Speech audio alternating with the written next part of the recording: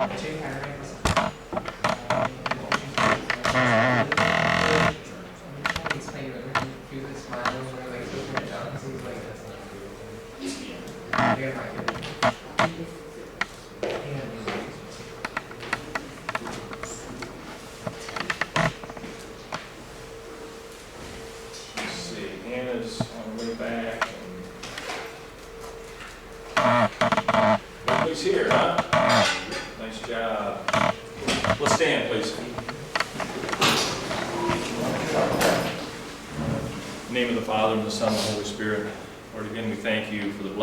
thank you for the great day that you provided for us here.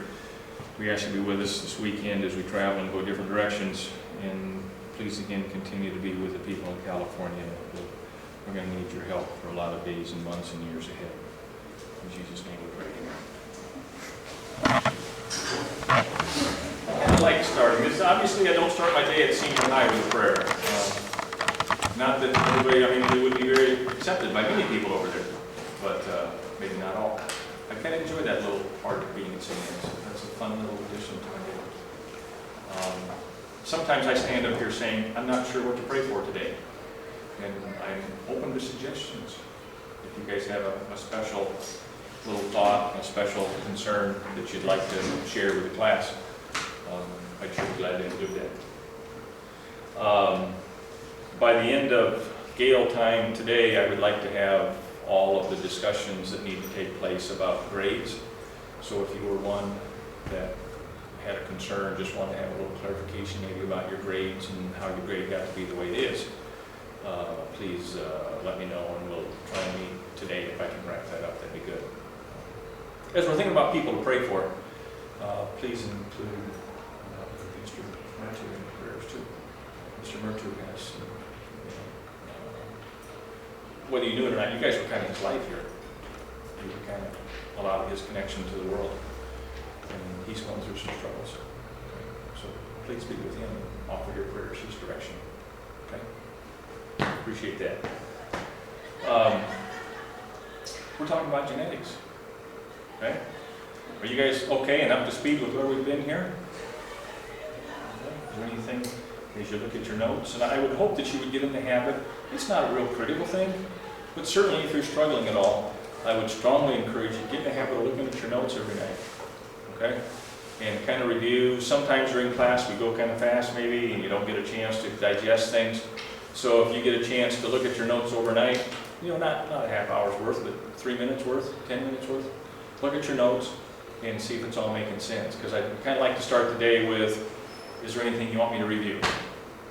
Okay? And I'm always glad to do that, whether I remember to say it or not. I apologize if I don't. But I'm always glad to start the day with some review. So is there anything you want to step in on and talk about or anything? We're good? All right. Eventually we're going to come back and talk about pea plants some more and talk about some tomatoes some more. But let's get into the human genetics.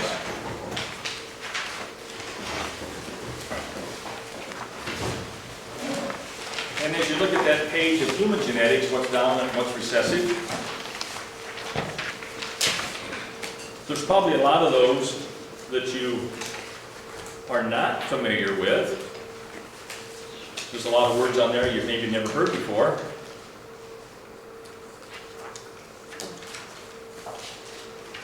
We're going to talk about quite a few of these.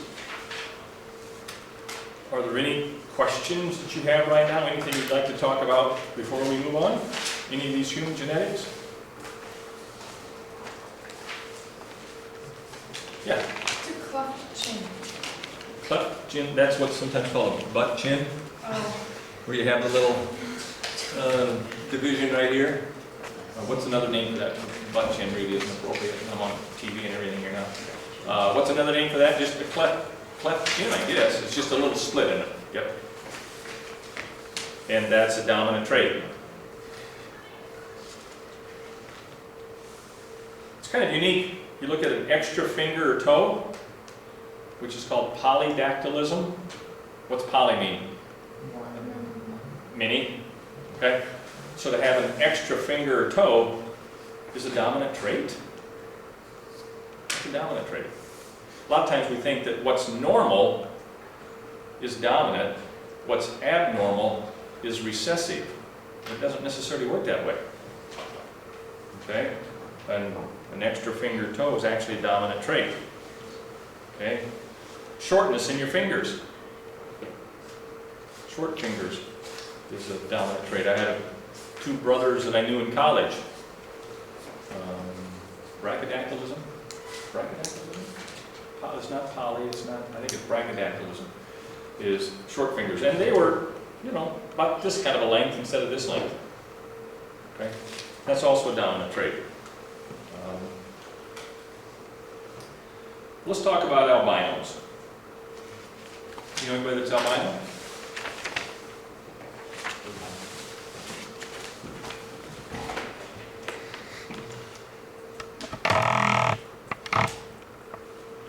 And albino is dominant or recessive? What's it tell you?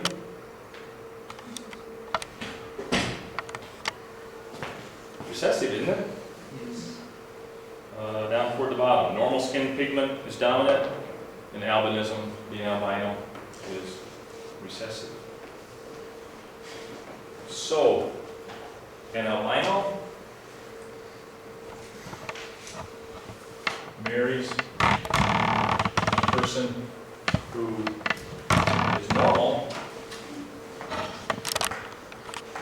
who had an albino father. Okay, just do another twist at you. What do you expect for the kids? Ready, go. If you want to bounce ideas off somebody else, that's okay. If you want to get up around the room, bounce ideas off somebody else, that's okay. You got a couple minutes here to play with this.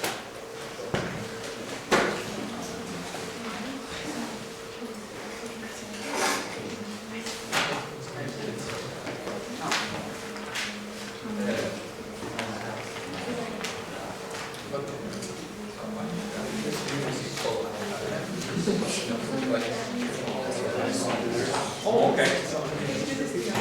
There are some in there.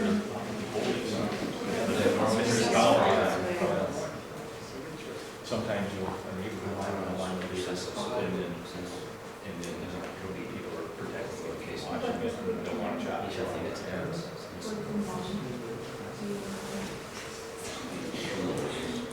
So here it says that Marfan syndrome is, so my aunt had Marfan, Okay. but my grandparents didn't. So how is that possible that she got Marfan? Like they think the grandma, the dad wasn't there when she was born. But like, once you go up, so they don't know if he had Marfan or not. So a lot of times, the problem may not have ever been diagnosed. I'm guessing it's something, yeah, they were But if diagnosed. it's skip a year, she didn't know my grandma, since she doesn't, she'll be absolutely right. My grandma is like, I would guess it's like, I think it has more issues in males and females. We'll play that game. Okay.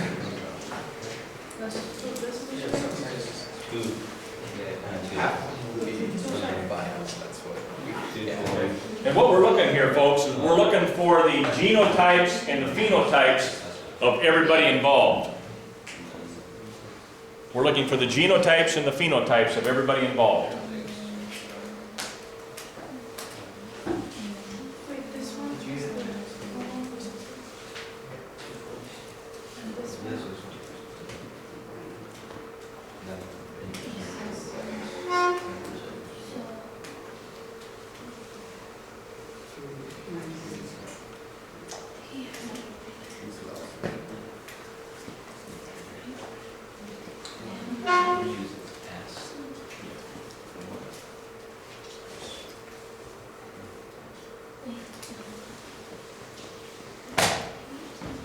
You look like you're getting close. Whenever you do do a genetics problem, folks, it's always good to list yourself an information table. Okay? What should we use for the dominant trait? What letter? Capital letter of the dominant trait, right? What's dominant? Normal. So big N is normal. Small n is an albino. And by the way, it was mentioned here, thanks Dr. Chow, that animals can be albino. I've seen an albino cow or crocodile. Yeah, you can have an albino crocodile or whatever. These are some albino deer, or albino, I guess those are deer. And a lot of times people think that an albino deer is mystic. It's kind of from the gods. Actually, it's genetic. Not exactly from the gods, but if you have an albino deer running around the neighborhood, a lot of people want to kind of protect it and make sure nobody shoots it. And if someone, a hunter may think, that's cool, that's an albino deer, I want to make sure I shoot it. And the neighbor's saying, leave our deer alone. We've protected that deer, we've watched that deer, we've fed that deer. Okay? That's exactly where the truth is. Can two, we'll come back to this in a minute. Can two normal parents have an albino deer? Yes. Because I assume the genetics in the deer is the same. I guess I don't know that for sure, but I assume it's the same. So here's a normal animal and a normal animal. Can they have an albino offspring? Yes. All right? And we're going to answer this question the same time we answer this question. Okay? What's the genotype of this critter, this person? Too small. Genotype is what kind of ends? So nice. Remember, if you're going to get, it has to be two little ends, doesn't it? You got three choices here. You got big N, big N. Phenotypically, what's this guy going to be? Could be normal. Big N, little n. What's that one going to be? Normal. Little n, albino. Okay? So, this critter has to be little n, homozygous recessive. This person is little n. This normal parent, male or female, any difference? This normal parent could be either big N, that would make them normal, or big N, little n would make them normal. Which ones it has to be? It has to be heterozygous. Why? Because if it was two big ends, they would all be Got one for Correct. each parent. I think I've missed something here. Why does this one have to be heterozygous? because the parent. Thank you, there we go. Because this parent, again, whether it's male or female, is going to give one of these two little ends to its offspring. Okay? One of these two little is going to come down to this one. So it can't be this one. It has to be that. Are we okay on that? All right. So we're crossing this person with this person. We put that into a Punnett square.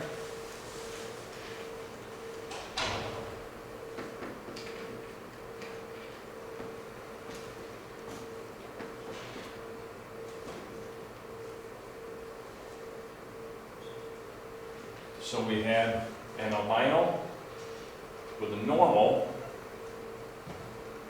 and half their offspring are heterozygous, half their offspring are homozygous recessive. What do we call this person who's carrying the gene but not showing it? They're carrying that recessive gene. They're carrying the gene for an albino, but they don't show it. They're normal. They have normal color. What do we call that person? What do we call this individual? We call a carrier.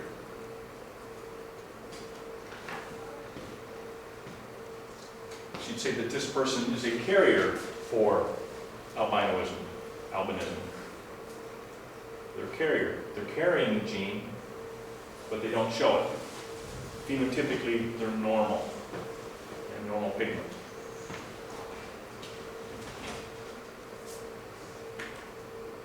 you guys figure out that these are African Americans? Right?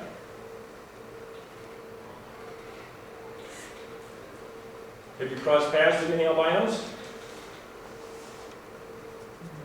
African Cooper, I don't think so. Don't believe everything you see on the internet, guys. Okay? So you could have a Caucasian albino. You could have an African American albino. Okay? How's that going to complicate life for the albino?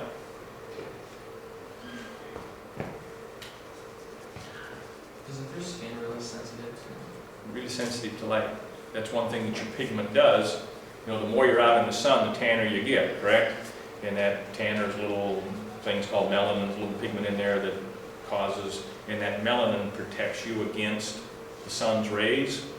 People with darker complexions, people with darker skin, where do they, for the most part, trace their history back to? If you go back to their roots, take their ancestors back a lot of generations, where were they in the world? Probably. Probably close to the equator, somewhere around. Darker skinned people tend to be closer, they trace their genetics back closer to the environment, closer to the equator. Now, we have a whole lot of mixing of people and, you know, mixing of races and mixing of marriages, so a lot of that's confused now.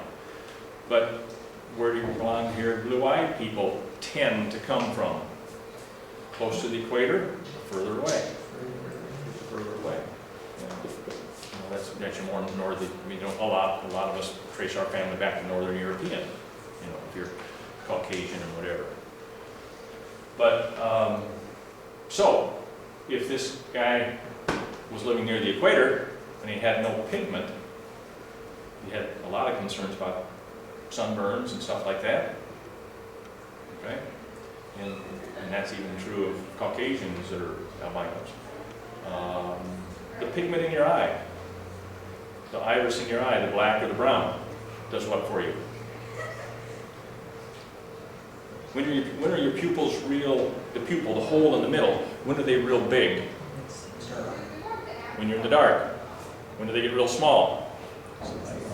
When you're in the light. Get up nose to nose with a buddy. Get nose to nose with a buddy. Watch the pupils. Watch the pupils. You ready? Oh my gosh, that's weird. Get nose to nose. Nose to nose with a buddy. Watch their pupils. Oh my god. What's going on? Why, when I turn the light on, did your pupils get smaller? Because they're reacting to the light. And the pupils are protecting you against that light, aren't they? So your pupil, the iris gets bigger, which makes the pupil smaller. All right? And that happens when you're exposed to the light. And the darkness of your pupil is caused by the same kinds of cells, the same kind of pigments in general that cause the darkness of your skin, or the lightness of your skin, the lack of. And so, if you, what color are the albino's eyes? I don't like that. I don't see it real well in there. But they don't have any. They don't have the blue eyes or the brown eyes. Their eyes, they don't have the pigment. So their eyes are pink because you're seeing the influence of the blood vessels. So your albinos very often have vision problems, and they'll go outside on a day like today where it's pretty sunny, and they got sunglasses on them protecting their eyes against those rays. What other? I can't think of any other issues with albinos. Can you think of anything? The only one thing I don't know the answer is those albino person they usually get like a skin cancer. Or Yes, exactly. They're more likely to get skin cancer. That's a good point because most skin cancer is caused by photoexposure, exposure to sunlight. Yeah, they don't have the protective mechanism that we do. Thank you. Okay. Anything else there? All right. So, did you get this one right? If you didn't, give yourself a star. All right? And all we're going to do from now on is keep twisting it. Okay, you want to do another problem like that, or you want to move on? Let's do one more. Do one more like that? What do you want? What trait do you want to deal with? I I have a question. Yes. Fish. What, Absence of fish light. are you offering a trait? No, I just have a Question, go ahead. What's, sorry, it's like clockwise hair or like counterclockwise? Yeah, clockwise hair direction versus counterclockwise hair direction. All right, so I had a little colic up here. I can't tell you, I think it's spinning clockwise. Okay, and evidently that clockwise is a dominant trait, the counterclockwise is a recessive trait, I guess. I don't know too much about that one, to be honest with you. I just read it out of a book and typed it on here. Clockwise. Yeah, Is there like, are club like thumbs, is that? a club thumb. Is that something you're seeing on here or you're asking? No, I'm asking. Like, We'll ask here. Are club thumbs genetic?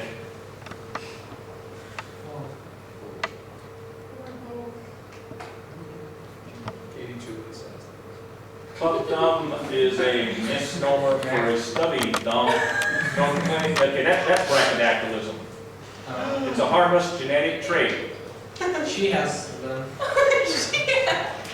Wasn't that nice you're sharing with us? Is that in the family? Yeah, my mom and grandma. Bonus. Thank them for that.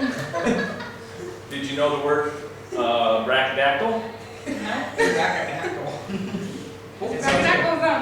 You need to write that word down, and then somebody says, "What the heck is with your thumb?" Now, by the way, mine is not brachydactylism. This is not brachydactylism, this is stupidity. And yours is genetic, mine's stupidity. In my case, maybe genetics is stupidity. Let's talk about my thumb here for a moment. Years ago, I used to have this Christmas tree farm, and as a part of my Christmas tree farm, I had this old tractor called a Ford 9N. It was an old antique tractor. And tractors have this thing on the back end called a PTO shaft. And if you're smart, you stay away from them. It's about this long, about that big around, it turns real fast. And if you're smart, you stay away from it. And if you're stupid, you get your mitten caught in it. And so I got my mitten caught in it, and it very quickly took my thumb off. And as it took off the thumb, it took off all the skin off the back of my hand. It disconnected right here. And pulled all that off. And so I looked up, and what I saw was the bone, this bone sticking out. And all these bones in the back, all this stuff in the back of the hand was showing, and I knew I had a problem. I went out to the hospital, and I'll get this is a short version, okay? But I went out to the hospital, and they shipped me down to Des Moines. I took my thumb along. My thumb was still in my mitten, which was laying on the ground. And it took my thumb along, and they took me down to Des Moines, and did a series of 5 surgeries that kind of rebuilt my thumb. They hooked it under my belly for 2 weeks. So I walked around with my thumb stuck to my belly. So what this is belly skin with some fat packed around it. And the doctor said that I was not going to get feeling in there yet. And the doctor didn't like this concept. He says it's going to be in your way, you're going to burn it, it's not going to have any feeling, it's not going to work. You're going to have to come in and cut it off later on. And I said, well, let's try it. Like this is the short version of the story. And so anyhow, so yeah, that's fat packed in there. For whatever reason, I did get nerves grew back in there. It wasn't supposed to happen. But I do have feeling back there. I can feel that. I don't feel that. I don't feel that. Not at all. I feel that. So I have kind of limited feeling in there, but it actually works very well. Okay, it's nice to have thumbs. Thumbs allow you to do things like this. Okay, if you don't have a thumb, it's kind of hard to pick things up like that. So it's stupid. If I talk to a non-farmer and they say, "What'd you do?" PTO shaft. They go, "Oh, well, let's do that," or something. Talk to a farmer, "What'd you do?" PTO shaft. Yeah, idiot. You know, they know I put my hand where it didn't belong. Yeah. How old were you when it happened? Old enough to know better. Yeah. I had kids. My son was not with me. I had my tractor in town, I was moving snow with it. I thought it was broken. It didn't. So, yeah, I don't know how it was. It's been 20 years ago, 25 years ago. Like it's 25 years ago, I was 6. Yeah, I was 6. But, no, it works fine. I allow people to touch it for a quarter. I'll touch it for a quarter. You got a quarter with you? All right. I know. You don't have a quarter? No free touches. You bring a quarter, you can touch it. okay? And if you touch it, it's kind of fluffy, okay? But you can feel this bone in there, okay? And this is all kind of fluff out at the end. The doctor was going to continue to do surgeries and was going to cut away all the way they were going to get. Did you find a quarter? All right, he found a quarter. They're all digging for quarters. All right, he's looking for a quarter. Get your money's worth. It's got some ink and stuff on it from teaching. Oh, okay. You feel the bone in there? bone. It is just like loose skin. Oh, okay. Get your money's worth. Okay. All right? Thank you. A new technology so far. How many quarters does it take to get a taco? We like to go out to Taco Tico or somewhere. Yeah, 10 quarter. That's $2.50. I'm sorry, you said something? It's like 140. So far, I don't know. they try to grow some small organs like the ears Uh-huh. or some kind of small organ on the back of the mouse right now. Yeah. So they're successfully done for the ears. Right? Mm-hmm. Yeah, there's some cool things going on here. And had I been a young baby and done that, they probably would have left it alone, and I probably would have regenerated the thumb. If you're just a little baby and you cut off the tip of a finger, quite often it will regrow. Okay? And but you lose those abilities. You know, if you're a salamander and you cut off your tail, what happens? You grow a new tail. You know? But it'd be kind of cool if we could. I could have just regrown a new thumb, but it didn't happen. But no, it works fine. It works fine. So how do we get on thumbs? Oh, so your brachydactylism is different than my thumb. So if somebody asks you what you do, just say brachydactylism. Walk away.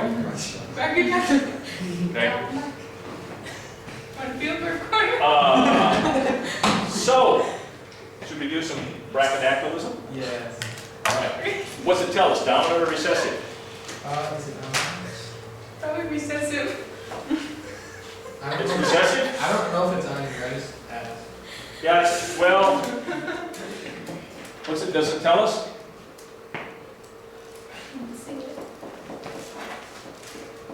I don't know if I see brachydactylism on here. Whip fingers. Do we see it? Well, if we go down to the very bottom, is it a toe thing too, or just fingers? Just fingers, okay. Because it talks about a short, big toe. And I don't know if that's the same, or if that's, I'm guessing maybe that's a different trait. Well, I'll type in brachydactylism.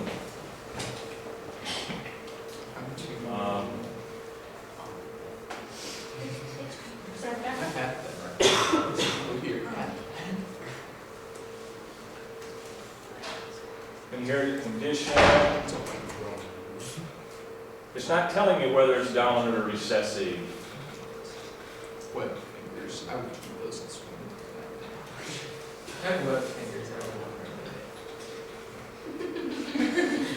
I think that's swimmer. Doesn't tell me whether it's recessive or, it looks like there's different types of it too. So I guess it's not as easy as, this is maybe a good time to say that most of the things that we are not a single gene issue. Most of the things we are, there's multiple genes control it. And those are a little harder to figure out. You talk about skin color, we don't just have a black or a white. We have lots of other shades in between. Heights, we don't have tall and short. There's lots of things in between. And most of our genes are what are called, most of our traits are what are called multifactorial. There's many genes that control it. It's not as easy as just one versus the other. So, yeah. We're back to you. You want to do another one? What's your favorite trait on there? We can do freckles. Freckles. And dominant or recessive, where are they? I love freckles. All right, it tells us that freckles are dominant, so we use a big F, right? Yep. And a small f would be no freckles. Can a person with no freckles marry another person with no freckles and have freckles? No.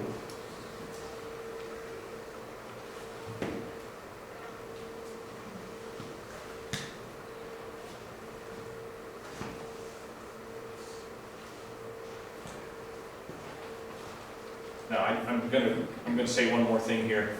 Go back to what I just said 30 seconds ago. Many genes in humans are multifactorial.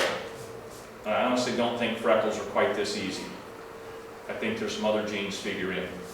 I don't think it's quite this easy, but we're gonna pretend it is for the moment, okay?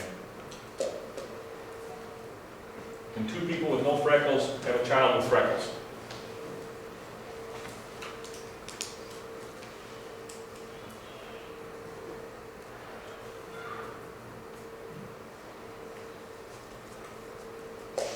Yes or no? No.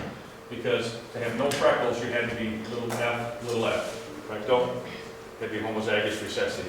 And this one had to be homozygous recessive. When you put that in the Punnett square, there's no big F's anywhere. And sorry, if you've been waiting for that freckled kid to come along, it ain't gonna happen. Okay? What if one parent has freckles?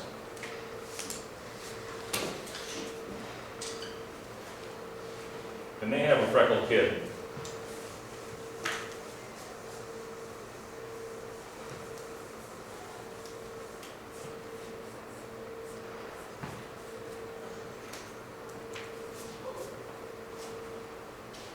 What do you notice right away? Did I give you enough information? I didn't, did I? I didn't give you enough information. Because you're looking at this saying, okay, this person has to be little f. You're okay with that. This person could be that. Or could be that. And you're saying, I don't know which one it is. Which is exactly correct. Does it make a difference? Sure it does. Makes a difference whether this person goes into the Punnett square or this person goes into the Punnett square as to what's going to happen down here. I think you guys are understanding that. That's good. Fair enough? Move on? All right. Things we've been doing so far, folks, are what are called monohybrid traits.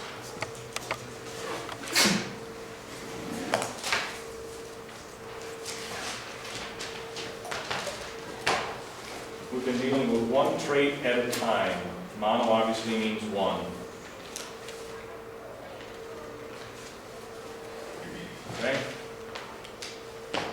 Now we're going to move into the area of the dihybrid trait.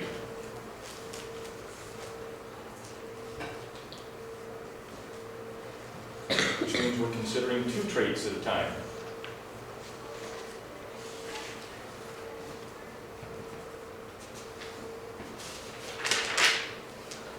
And just for the heck of it, let's go back to guinea pigs. We were talking about guinea pigs yesterday.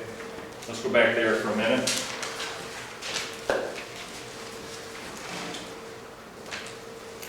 We're going to make ourselves an information table over here.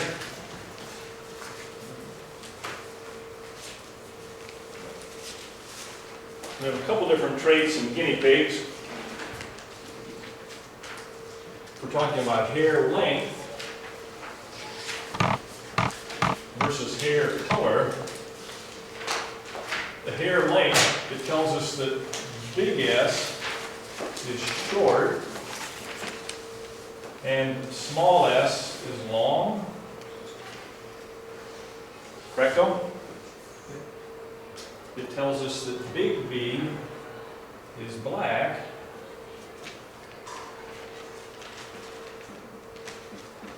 and small b is brown. Okay? You're always in good shape if you start with an information table. Okay? That way, right there, you got a quick reference to what's what and what's what. Okay. We're probably making the assumption that these genes are on different chromosomes. Remember, there's 46 chromosomes, and there's chromosomes under different genes in all those chromosomes. But we're making assumptions on different chromosomes, which is a fine assumption. If we have a critter, if one critter has, if it's homozygous dominant for short hair, correct? And it's homozygous dominant for hair color,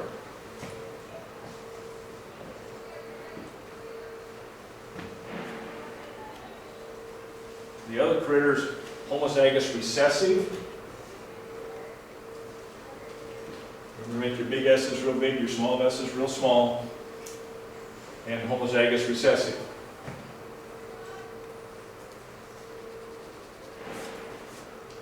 So we're crossing this critter with this critter. Okay? Put your pencil down for a second, just think with me for a minute. When meiosis takes place, okay, you're going to shuffle chromosomes around. Okay? You're going to get one of these two genes and one of these two genes on all possible combinations. And let's say this is in the male, if this is in the female, you're going to get one of those two genes with one of those two genes, again, in all possible combinations. Okay? And which means that this one could combine with this one could combine with this one. This one with this one, this one with this one, this one with this one, this one with this one. Well, that's not so complicated. We can figure that out now. Eventually we're going to do a tri-hybrid cross. And if you're up for it, we'll do a quad hybrid cross. Okay? Then it gets a little trickier. So, as we're making a Punnett square, this one's going to be easy. Down the road it'll get a little more complicated. And our Punnett square just went to a 4x4. And pick your pencils up again if you want.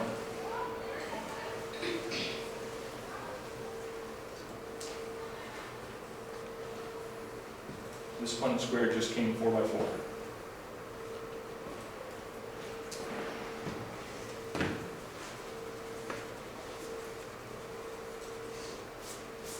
Now, one parent goes here, the other parent goes here. We're going to put all possible combinations of S's and B's together for this parent here and this parent here. In this case, it's easy. Okay? This S could combine with this B,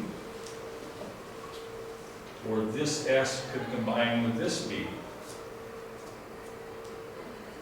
Doesn't make any difference this time. This S can combine with this B. This S can combine with this B. That's one parent.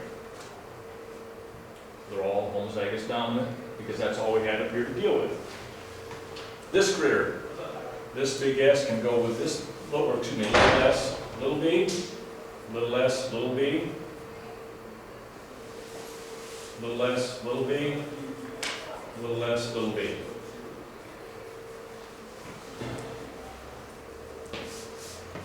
Now, does it make any sense to fill in every square here? Not to me, it doesn't. Because what are you going to see? Whichever one you look at is going to be heterozygous, isn't it? No matter which square you fill in, no matter which box you fill in, it's going to be heterozygous. So it's a waste of time to fill everyone in. Why wouldn't you write it like capital S, capital B, and then the... Okay, good point, thank you. Always put your traits together, put your hair length together, put your hair color together, which means put your S's together, put your B's together. Always put your dominant one first, then your recessive one. Okay? So in this case, we took a critter that had what kind of hair? Short and black. We crossed it with a critter that was long and brown. Right? Short and black. Big S is short. Big B is black. Two little S's, long. Two small B's, brown. Right? And everybody, 100%. 16 out of 16 were heterozygous for each trait.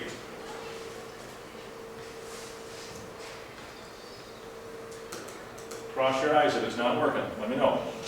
Okay? Just give me one of these or something if it's not working. Okay? Everybody's heterozygous, no matter which square you fill in, so it's a waste of time to fill them in. The original parents were the what? Which generation? P1s. That's a P1, that's a P1, the original generation. These are all F1s. What are we getting across F1s? F2s. So, the next question is, let's cross that one with that one.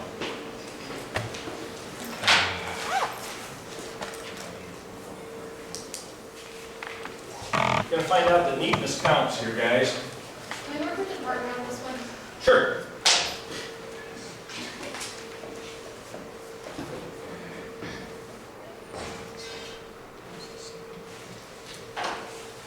I would invite you to kind of set it up and then let me look over your shoulder. I would invite you just to set it up and let me or Dr. Cal look over your shoulder here and see if you're heading in the right direction.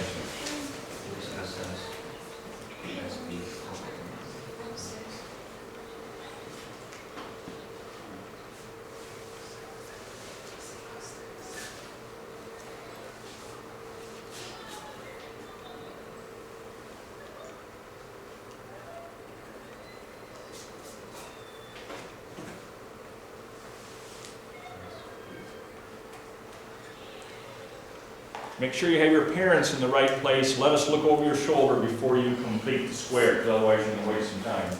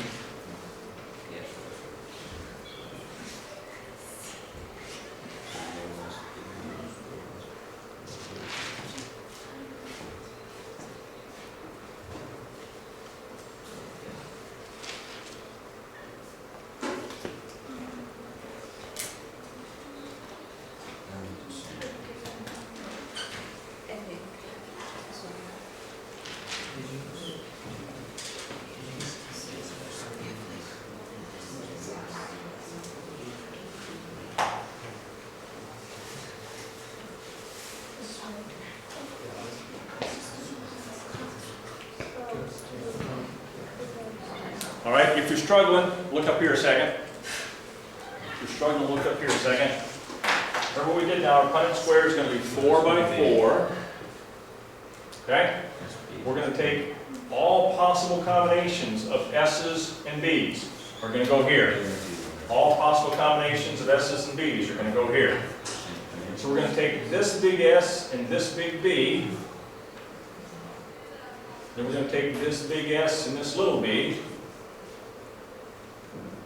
We're going to take this little s and this little b. A little less that little b. We'll pick that up Monday. Have a good weekend, guys. Go Gales, go Dodgers, go State.